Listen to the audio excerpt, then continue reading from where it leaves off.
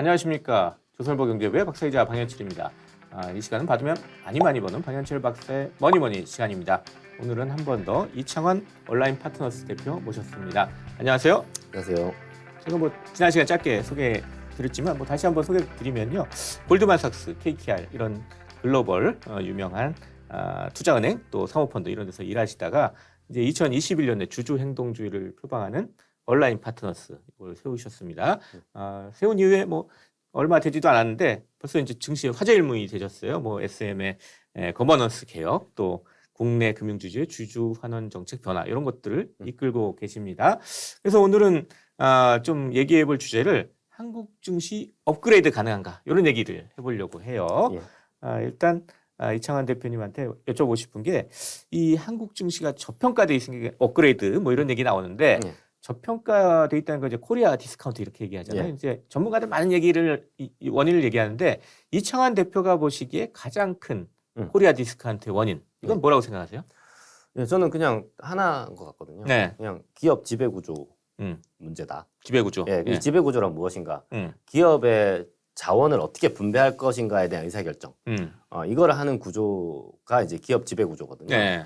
근데 그게 우리나라는 하여튼 역사적인 이유, 사회적인 이유, 그다음에 이런 이유로 그다음에 법적, 세금적, 정치적인 이유로 이게 되게 좀 일반 주주들이 주식 투자하기 되게 어려운 환경으로 네. 돼 있어요. 그렇다 보니까 주식이 되게 쌀 수밖에 없는 그런 이유가 있습니다. 네. 그 지배구조 얘기 일단 금융지주, 은행주 예. 요거부터 시작해서 좀 얘기를 해보죠. 예. 일단 최근에 이제 7대 금융지주에 대해서 예. 배당 확대 등 이제 주주 환원 정책 확대 이런 것들도 이제 요구하고 계시는데 예. 이런 거에 대해서 이제 또 한쪽에서 하는 얘기가 이 부실에 지금 대비해야 되는 어려운 시기인데 이 배당 확대 주장하는 건 단기 차익만 보는 근시안적인 요구 아니냐 이렇게 얘기를 하고 일부 주주들을 위해서만 지금 주주 환원 강화 이런 거 요구하는 거 아니냐 네. 이런 식의 시각이 있어요. 네. 요건 어떻게 생각하십니까? 네. 그러니까 이것 좀 어쩔 수 없는 부분인데 네. 제가 봤을 때는 이렇게 잘 모르고 지금 비판하시는 것 같거든요. 그래요? 저희 주주 제한 내용이 이게 아니거든요. 그러니까 이걸 일단 보시고 저희가 그래서 이것 때문에 저희가 엄청 자료도 열심히 만들고 영상도 만들고 하는데 하여튼 또 쉽진 않은 것 같아요. 이거를 다 모든 분들이 이해하기. 그리고 일단은 처음에 약간 색안경을 끼고 보면은 그냥 일단 나는 싫기 때문에 싫은 이런 분들한테는 아무리 얘기해도 안 받아들이는 건데 하여튼 다시 한번 설명드리면은 이제 이게 여기서 부실에 대비하는 것과 저희가 제안하는 거는 관계가 없습니다. 왜냐하면 저희도 은행 주주고 되게 대규모로 주식을 투자한 상태고요. 당연히 저희도 장기적으로 은행이 기업이 가치가 저희도 이게 샀다 팔았다 쉽게 할 수 있는 정도의 물량이 아니에요. 예, 저희가 대주주기 때문에 그렇기 때문에 장기적으로 은행이 건전하게 성장해 나가야 돼요. 그러니까 이게 이해관계가 다르지 않고요. 생각하는 게 저희가 요구한 건 뭐냐면은 은행의 자본 건전성 요거를 유지 또는 개선해 나가면서 주주 환원도 높일 수 있는 방법이 있다는 거예요. 그게 뭐냐? 일단 부실에 대비하는 거는 두 가지 방법이 있어요. 첫 번째, 이제 대손 충당금을 많이 쌓아야 돼요. 떼일 걸 대비해서 이제 쌓아놓는 거죠. 저는 대손 충당금 많이 쌓는 건 찬성이에요.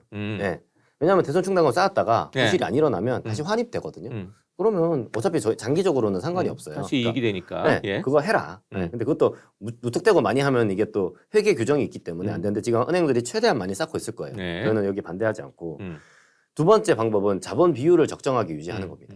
이 자본 비율이라는 건 뭐냐면 내가 갖고 있는 대출 대비 위험 가중 자산이라고 부르는데 자본금이 얼마냐의 이 비율이에요. 이게 중요한 거예요. 충분한 자본금을 갖고 있어야 된다 이거죠. 자본금의 비율이 중요해요. 자본금의 규모가 아니고요. 이게 핵심이거든요. 그러니까 이제 지금 우리나라 은행들한테 지금 배당을 한다는 거에 대해서 이게 문제가 없는 것이 이게 배당을 안 한다고 자본 비율이 늘어나지가 않아요. 왜? 자본 비율이 이미 충분해요. 되게 높아요. KB, 신한, 하나 정도 되는 은행들은 자본 비율이 13% 정도 되거든요. 요 이상은 사실 높일 필요가 없어요. 왜냐면 은행의 자본이 높다고 무조건 좋은 건 아니거든요. 왜냐면 대출에 대한 비용이 비싸져요. 그러니까 이게 되게 어려운 이야기인데 하여튼 그래서 자본 비율 더 높일 필요가 없으니까. 근데 적정한 자본 비율만 유지하면 된다. 네. 이게 13%면 충분해요. 근데 여기서 이제 배당을 못 하게 하면 어떤 일이 일어나냐면 자본 비율을 더 높일 수가 없잖아요. 그럼 돈을 어떻게 해야 될 거 아니에요? 이 돈을 가지고 대출을 계속 하게 되는 거예요. 이게 근본적으로 문제라는 거죠. 왜냐하면 우리나라 은행들이 계속 이미 약간 몇 년 동안 이런 상황이었어요. 뭔가 배당을 못 하게 하니까 이제 자본 비율은 충분한데 그럼 어떻게 되냐? 대출을 계속 늘리다 보니까 이게 우리나라 같은 선진국 경제에서는 경제 성장이 낮기 때문에 이 대출의 성장도 낮아야 돼요. 연 3, 4% 정도가 맞는데 네. 최근 5년 동안 그 대출, 그러니까 위험 가중 자산 성장률이 한 8, 9% 됐거든요. 그래서 어떤 문제가 생겼냐? 우리나라 가계부채 비율, 그다음에 민간부채 비율이 최근 5년 동안 폭등했습니다. 아니, 자본 비율 답은 다 쌓아놨는데 배당 못하게 하니까 대출이 계속 늘어나는 거예요. 네. 그러면은 이제 이 자본 비율이 똑같아도 나라 전체 부채 비율이 높아지면 이 은행들의 부실 위험이 높아질까요, 낮아질까요? 아무래도 높아지겠죠. 예. 오히려 그렇게 된 거예요. 예. 그러니까 예. 인위적으로 이거를 이렇게 되면 오히려 비율이 발생을 해요. 예. 그러니까 은행들이 그러면 부실해지는 거는 전 싫거든요. 그러니까 오히려 저는 생각을 이게 한 단계 비율이 중요하다는 거기 때문에 네. 적정하게 그리고 우리 선진국 경제에서는 그래서 적정하게 주주 환원을 해야 됩니다. 해외 은행들은 모두 한 60에서 100% 정도 주주 환원을 해요. 우리나라만 24%입니다. 네. 그렇기 때문에 이런 문제가 발생해요. 해외 은행들은 1년에 3, 4%씩밖에 대출 성장을 안 해요. 네. 물론 뭐 사업 모델의 차이 이런 것도 좀 있긴 합니다만 제일 큰 원인은 이거고 그렇기 때문에 우리도 정상화하자.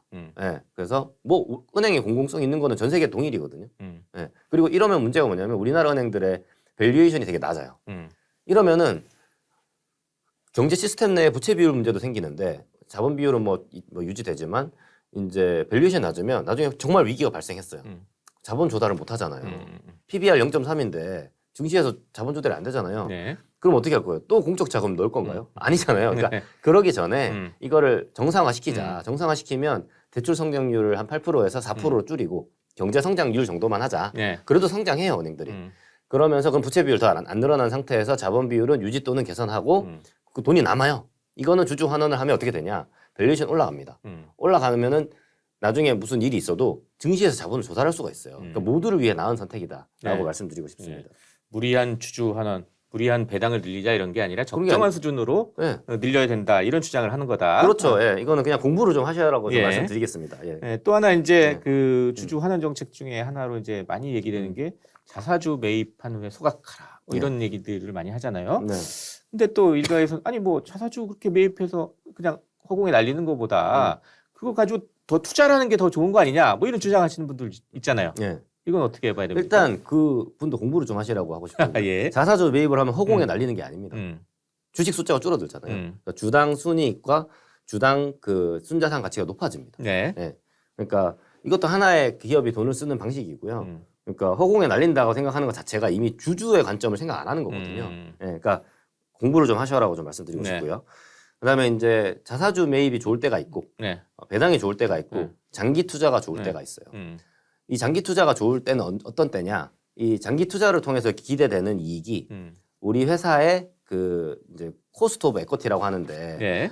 이제 이 자본 비용보다 많이 높아야 돼요. 네. 그러니까 그런 상황에 있는 회사들이 많이 있어요. 소위 말하는 아까 성경주 회사들 네. 이런 회사들은 뭐 2차 전지라든지 아니면은 뭐 인터넷 기업이라든지 컨텐츠 기업이라든지 이런 데들은 투자를 계속해야 된다. 투자를 계속 하는 게 맞죠. 왜냐하면 예. 그렇기 때문에 밸류에이션이 높은 거거든요. 투자하라는 이야기예요. 그러니까 시장이 바보가 아니기 때문에. 네. 근데 밸류에이션이 낮은 회사들 이런 회사들은 재투자 기회가 별로 없는 거예요. 네. 이런 회사들은 내가 재투자를 할 기회가 없기 때문에 그거에 대해서는 그 회사가 돈을 그냥 갖고 있는 것보다 아니, 투자를 하시면 되는데 그냥 돈을 갖고 계세요. 예. 현금을 쌓아놓고 있단 말이에요. 근데 이거를 갖다가 자사주 매입 소각을 하거나 뭐 배당을 하거나 해서 주주 환원을 하는 게 예. 훨씬 좋은 방법이다. 예. 주주 가치 제고 차원에서. 예. 예.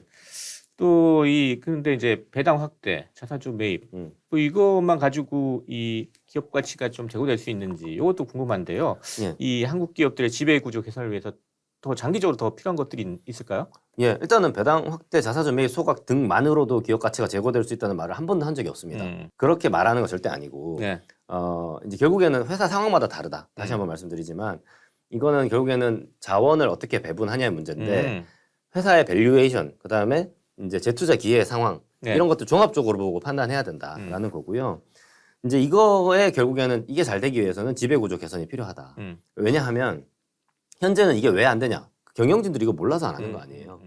그러니까 왜 안 되는 이유는 사실 이해관계가 불일치가 있어요.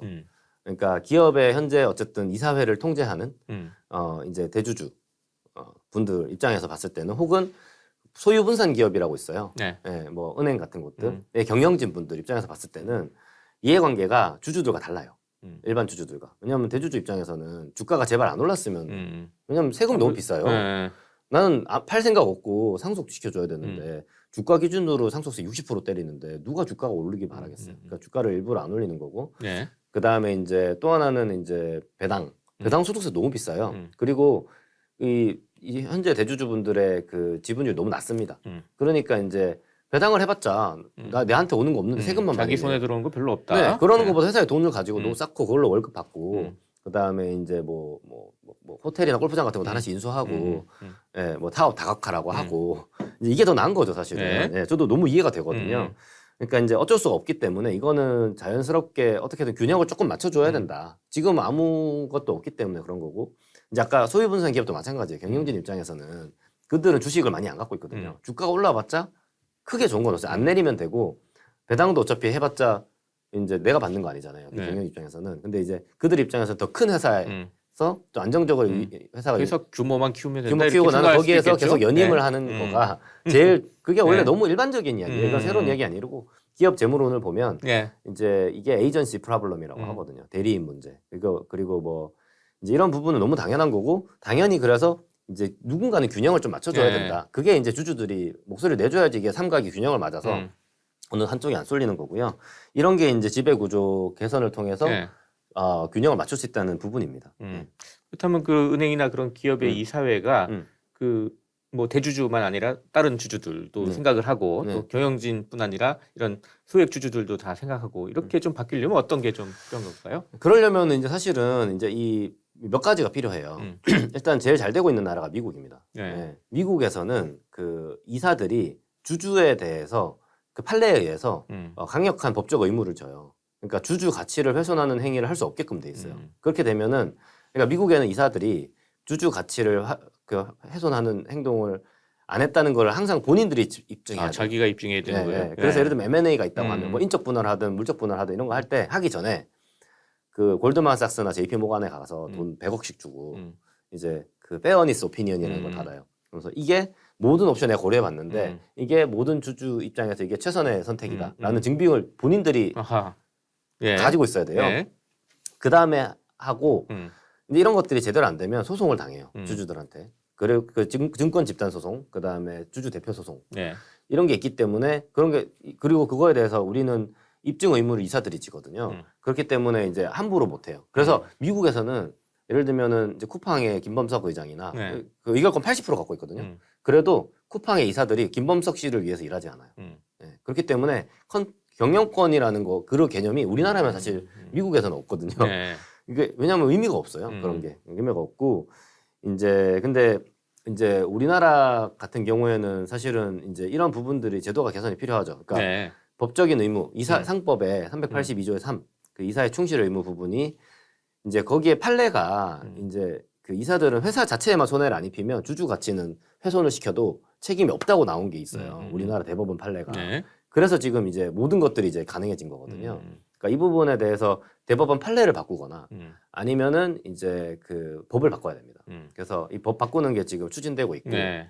뭐 쉽진 않을 거예요. 네, 쉽지는 않죠. 법 예, 바꾼다는 예, 거는. 예, 쉽지 않고. 그러니까 이사가 주주의 비례적 이익에 대해서 책임을 지게끔. 이게 아마 그 개미보호 3법이라고 지금 아마 민주당 이용호 의원이 발의한 법에 들어가 있는 걸로 알고 있고요. 예. 그리고 두 번째는 이제 그 주주들이 어쨌든 이사들에 대해서 소송을 좀 쉽게 할 수 있게끔 네, 이런 부분이 필요해요. 그래야지 좀 신경 쓰면서 운영하게 돼. 지금은 사실 너무 어렵거든요. 예. 증거를 갖고 와야 되는데 주주가 증거가 회사에 있지 주주가 어떻게 해 그거를 해요. 그러니까 이런 부분들 그리고 증권 집단 소송도 사실은 너무 실효성이 없어요. 예. 왜냐면 즉시 항고 제도라는 게 있어서 그거 하면 일단 이게 증권 집단 소송의 대상이 되는지 안 되는지 가지고 대법원까지 5년을 가고요. 그 다음에 하는데 10년 지나면 회사가 망했을지 안 했을지도 모르는데, 그러니까 이런 부분들이 좀 개선이 필요하다.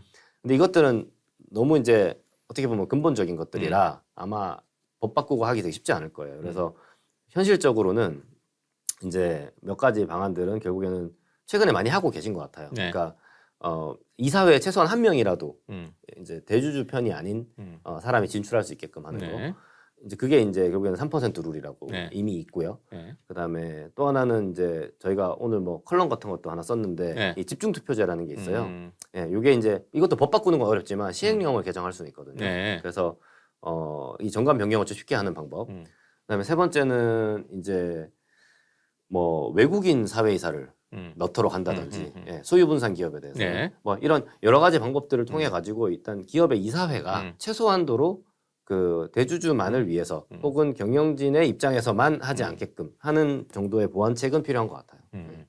자, 근데 지금까지 이창환 대표가 쭉 지금 투자한 것들을 보면 국내 증시에서 좀 지배 구조가 업그레이드 될 수 있는 곳은 이제 엔터테인먼트, 금융지주사 이런 데를 좀 본 것 같은데요.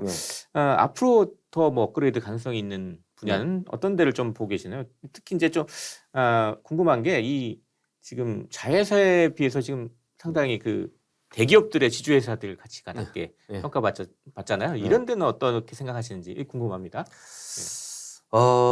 뭐 하여튼 저희가 꼭 이제 엔터테인먼트와 금융지주 같은 경우에 이제 산업적인 차원에서 본 건 아니고요. 네. 그러니까 저희 일부에서 얘기했듯이 이제 저희가 그냥 보는 여러 가지 세 가지 기준이 있는 거거든요. 네. 이제 거기에 해당이 됐다고 보는 거고 사실은 되게 해당될 수 있는 회사는 많은 것 같아요. 근데 저희는 다만 이제 너무 어려운 회사에는 투자 안 해요. 그러니까 뭐 예를 들면 바이오라든지 아니면 뭐 엄청난 고난도의 네. 뭐 기술 기업이라든지 네. 이런 거 아니면 뭐 일단 비즈니스를 쉽게 이해할 수 네. 있어야 된다고 그러셨죠. 예, 경기 순환주라든지 네. 이런 거는 아무리 뭐 예를 들면 특히 자산주 같은 것도 가치 투자를 처음 시작하는 분들은 자산주를 가지고 처음에 접근하는데 이게 그렇게 싼 이유가 있거든요. 그게 안 돼요, 그게. 왜냐면은 대주주 지분이 보통 70~80%돼 있고 이거 어차피 불가능한 것들은 그러니까 아무리 저평가돼 있어도 못 하는 거거든요. 그러니까 저희는 실제 실현 가능성을 많이 본다.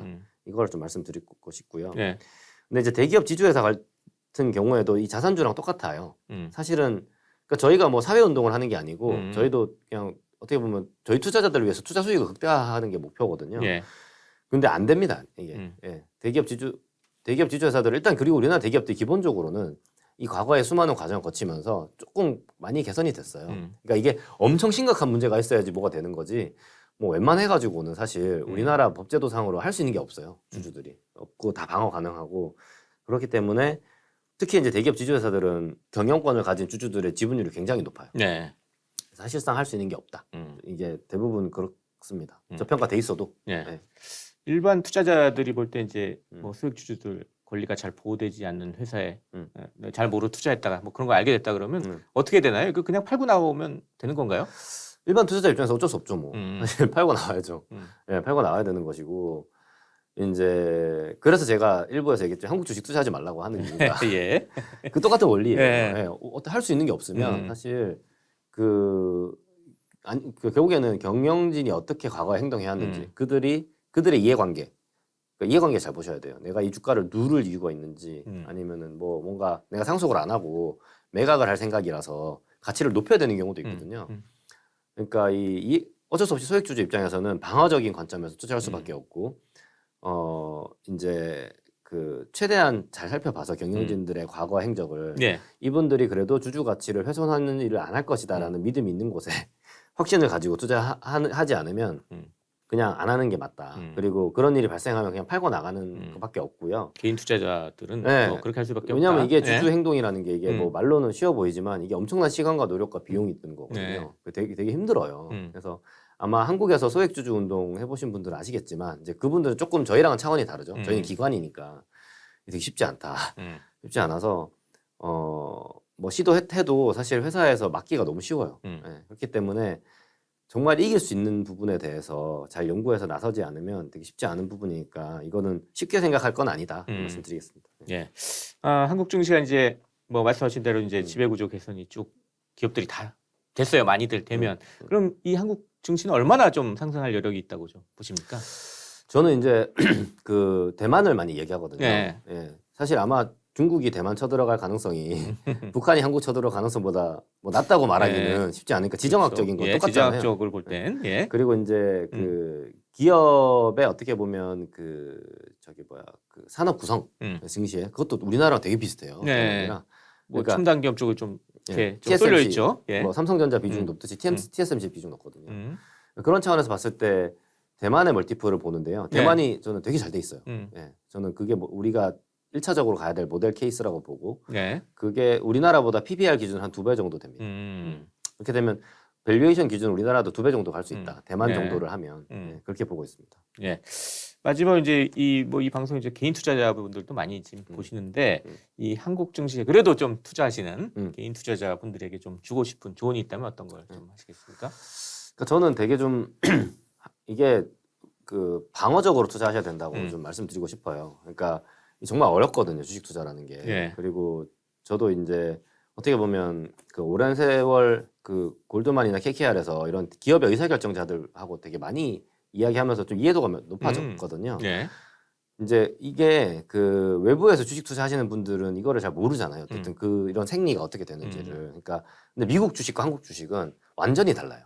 이거는 같은 거라고 볼 수도 없어요. 예, 법적인 권리가 완전 다르기 때문에 이거를 미국 주식 투자하는 기준으로 한국 주식 투자하면 망합니다. 예, 그래서 그렇게 하지 마시고 아까 말씀드린 대로 이게 정말로 내가 이 기업의 소유주다라고 생각을 하고 예.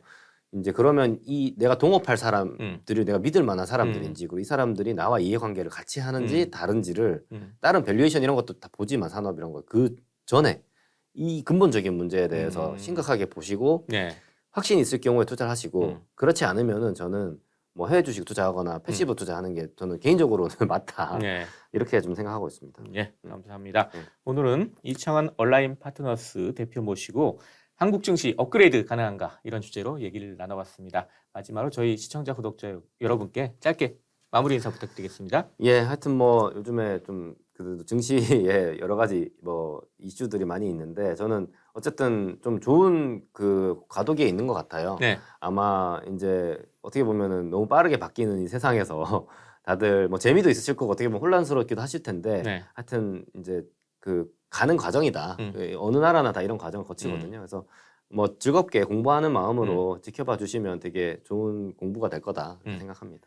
네, 감사합니다. 지금까지 이창환 온라인 파트너스 대표 그리고 저는 조선일보 경제부의 박사기자 강현철이었습니다. 그럼 다음 시간에 또 뵙도록 하겠습니다. 감사합니다.